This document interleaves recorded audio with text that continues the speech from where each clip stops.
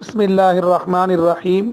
सामीन इकराम, जैसे बताया गया इंशाअल्लाह आपके सामने सूरह फातिहा से सूरह नास तक जो 114 सूरतें हैं उनका मुख्तसर खुलासा तरतीब से आपके सामने पेश होगा।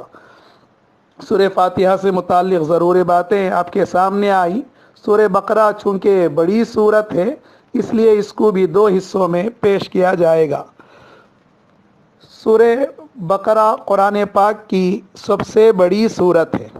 सूरह बकरा मदनी सूरत है, यानी रसूलुल्लाह सल्लल्लाहु अलैहि वसल्लम मक्कतुल मुकर्रमा से हिजरत करने के बाद इसका नुज़ूल हुआ। सूरह बकरा को बकरा इसलिए कहा जाता है, इसमें गाय का तस्किरा है। हज़रत मूसा अलैहिस्सलातु वस्सलाम के ज़माने में एक आदमी को कत्ल कर दिया गया, कातिल मालूम नहीं हुआ, तो अल्लाह ताला ने मूसा अलैहिस्सलातु वस्सलाम से कहा कि एक गाय काटें और उस गाय के एक हिस्से को, गोश्त के टुकड़े को लेकर उस मय्यत के ऊपर मारे तो मुर्दा खुद जिंदा होगा और कौन कत्ल किया है वो बताएगा। चुनाचे ऐसा ही हुआ। इस सूरत के अंदर वो वाक़या है। इस मुनासिबत से इस सूरत का नाम बकरा रखा गया, यानी गाय वाली सूरत। हदीस के अंदर इस सूरत की बड़ी फजीलत आई है। रसूलुल्लाह सल्लल्लाहु अलैहि वसल्लम ने फरमाया, सूरह बकरा को पढ़ा करो क्योंकि इसका पढ़ना बरकत है, इसका छोड़ना हसरत और बदनसीबी है। अहले ईमान इसे खूब पढ़ते हैं, अहले बातिल इस पर काबू नहीं पा सकते। हज़रत माविया रज़ी अल्लाह ताला अन्हु से नकल किया है, इस जगह अहले बातिल से मुराद जादूगर हैं। मुराद ये है कि इस सूरत के पढ़ने वालों पर किसी का जादू ना चलेगा। हुजूर सल्लल्लाहु अलैहि वसल्लम ने फरमाया, जिस घर में सूरह बकरा पढ़ी जाए शैतान वहाँ से भाग जाता है। रसूलुल्लाह सल्लल्लाहु अलैहि वसल्लम ने फरमाया, सूरह बकरा सनामुल कुरान, ज़रवतुल कुरान है। सनाम और ज़रवा हर चीज़ के आला व अफजल हिस्से को कहा जाता है। इसकी यानी सूरह बकरा की हर आयत के नुज़ूल के वक्त 80 फरिश्ते इसके साथ नाजिल हुए थे। हज़रत अबू हुरैरा रज़ी अल्लाह ताला अन्हु की एक रिवायत है, इस सूरत में एक आयत ऐसी है जो तमाम आयात कुरानी में अशरफ व अफजल है, वो आयतुल कुर्सी है। अल्लाहु ला इलाहा इल्ला हुवल हय्युल क़य्यूम। आयतुल कुर्सी इसी सूरह बकरा में है। हज़रत अब्दुल्ला बिन मसूद रज़ी अल्लाह ताला अन्हु ने फरमाया, सूरह बकरा की 10 आयतें ऐसी हैं, अगर कोई शख्स उनको रात में पढ़ ले तो इस रात को जिन शैतान घर में दाखिल ना होगा और उसको और उसके घर वालों को इस रात में कोई आफत, बीमारी, रंजो गम वगैरह नागवार चीज़ पेश ना आएगी। अगर ये आयतें किसी मजनून दीवाना पर पढ़ी जाएं तो अल्लाह ताला उसको सेहत देगा। वो 10 आयतें ये हैं। पहले तो सूरह बकरा की शुरू की 4 आयतें हैं, अलिफ लाम मीम से वबिल आखिरती हुम यूकिनून तक। फिर दरमियान की 3 आयतें यानी अल्लाहु ला इलाहा इल्ला हुवल हय्युल क़य्यूम, और उसके बाद ला इकराह फिद्दीन, उसके बाद अल्लाहु वलियुल लज़ीना आमनू। फिर सूरह बकरा की आखिर 3 आयतें यानी लिल्लाहि मा फिस समावाति व मा फिल अर्ज़, आमनर रसूलु बिमा उन्ज़िला इलैहि मिर रब्बी, ला युकल्लिफुल्लाहु नफ्सन इल्ला उस्अहा।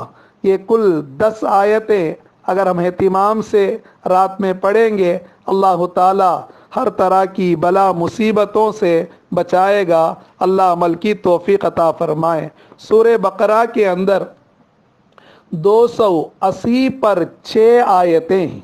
قرآن پاک کی سب سے بڑی صورت سورہ بقرہ ہے۔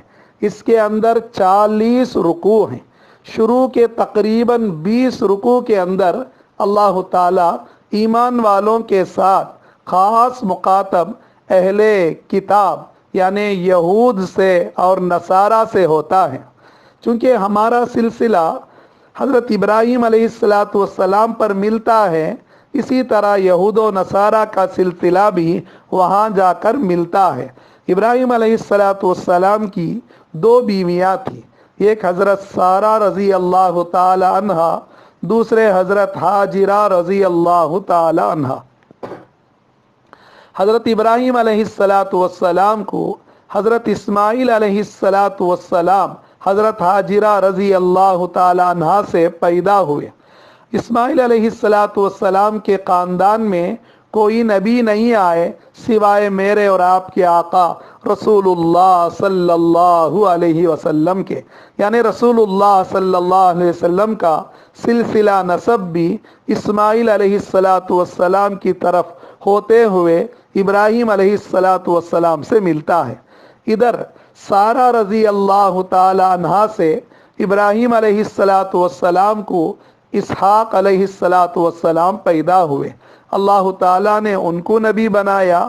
ان کے بیٹے حضرت یعقوب علیہ السلام اللہ نے ان کو بھی نبی بنایا۔ یعقوب علیہ السلام کا نام یا لقب اسرائیل ہے، وہیں سے بنو اسرائیل یعنی اسرائیل کے اولاد شروع ہوئے۔ یعقوب علیہ السلام کے اولاد کو بنو اسرائیل کہتے ہیں۔ اللہ تعالیٰ نے بنی اسرائیل پر بڑی برکتیں رحمتیں رکھی تھی۔ ہزاروں نبی کو اس خاندان میں اللہ تعالیٰ نے بھیجا۔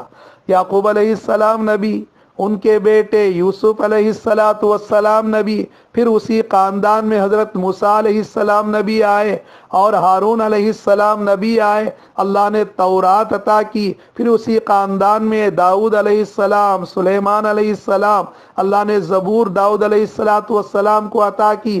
اس طرح کئی سینکڑوں نبی کے بعد بنی اسرائیل کے آخری نبی حضرت عیسیٰ علیہ السلام تشریف لائے۔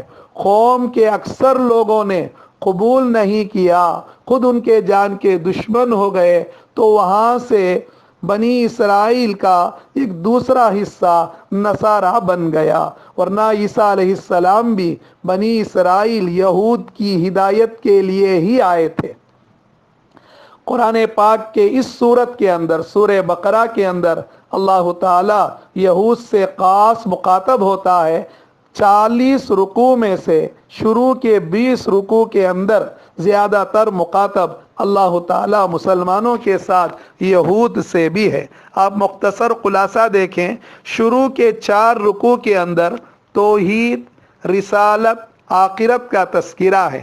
پھر 10 رکوع کے اندر یہود سے اللہ تعالیٰ مخاطب ہوتا ہے، یہود پر اللہ کے جو انعامات ہوئے بنو اسرائیل پر، اور اسی طرح ابراہیم علیہ السلام کا قصہ، اور یہود نے موسیٰ علیہ السلام کے ساتھ جو واقعہ کیا، جو ستایا، نبیوں پر جو تکلیفیں پہنچائی، رسول اللہ کو جو تکلیفیں پہنچائی، سارا قصہ ہے۔ پھر 4 رکوع کے اندر تحویل قبلہ کا تذکرہ ہے، اور اس کے بعد آخر 20 رکوع کے اندر، تقریباً 20 رکوع کے اندر اللہ تعالیٰ ایمان والوں سے مخاطب ہوتا ہے۔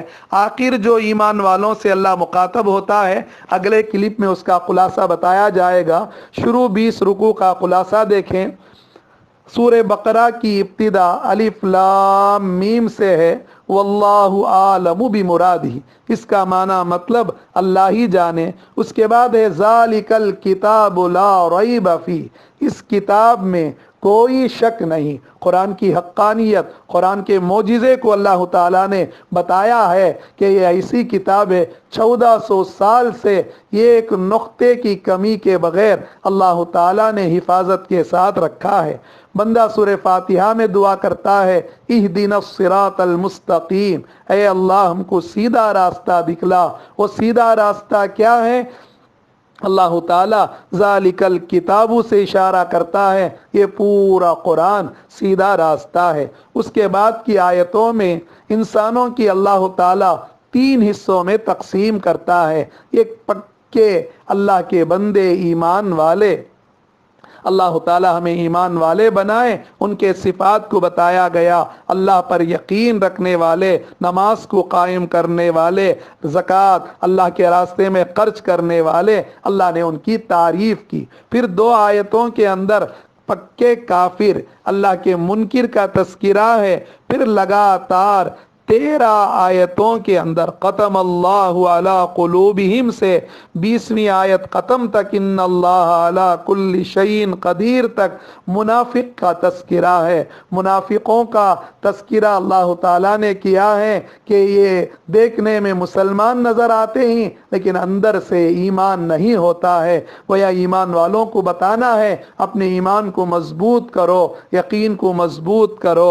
اس کے بعد اللہ تعالیٰ نے توحید کو سمجھانے کے لیے مختلف مثالوں سے اللہ تعالیٰ نے بتایا۔ رسالت کے تذکرے میں سب سے پہلے انسان جو سب سے پہلے نبی تھے ان کا تذکرہ آیا۔ وَإِذْ قَالَ رَبُّكَ لِلْمَلَائِكَةِ إِنِّي جَاعِلٌ فِي الْأَرْضِ خَلِيفَةً، آدم علیہ السلام کی پیدائش کا تذکرہ ہے۔ آدم علیہ السلام کو یہ جو مقام ملا ہے وہ علم کی وجہ سے ملا ہے۔ سب سے پہلے انسان، سب سے پہلے نبی بنا کر اللہ تعالیٰ نے بھیجا تھا۔ اور اسی طرح اللہ تعالیٰ ایمان والوں کو حق پر جمنے کی تلقین کرتا ہے۔ اس کے بعد رکوع نمبر 4 سے 10 رکوع تک اللہ تعالیٰ یہود سے مخاطب ہوتا ہے، اہل کتاب بنو اسرائیل سے مخاطب ہوتا ہے۔ اللہ تعالیٰ موسیٰ علیہ السلام کا تفصیلی واقعہ بیان کر رہا ہے، اور اسی طرح حضرت ابراہیم علیہ السلام کا قصہ بھی اللہ تعالیٰ نے بیان کیا ہے۔ اس کے بعد اللہ تعالیٰ ایمان والوں سے مخاطب ہوتا ہے۔ انشاءاللہ اللہ توفیق دے اگلی مجلس میں اس کا خلاصہ بیان کیا جائے گا۔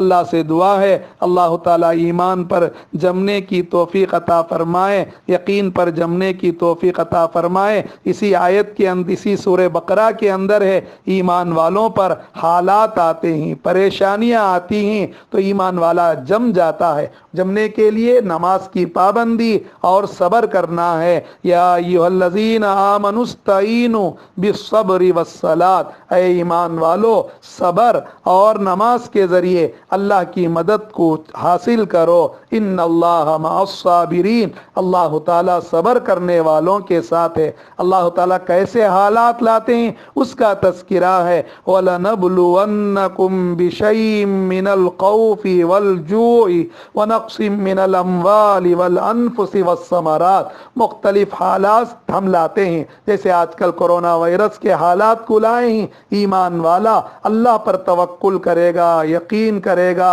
اللہ ہی کی طرف ہر چیز کو دیکھے گا، اسباب کو تو ضرور اختیار کرے گا لیکن توکل، بھروسہ، یقین اللہ پر ہوگا۔ جو یقین پر جمتے ہیں حالات پر اللہ تعالیٰ ان کو استقامت عطا کرتا ہے۔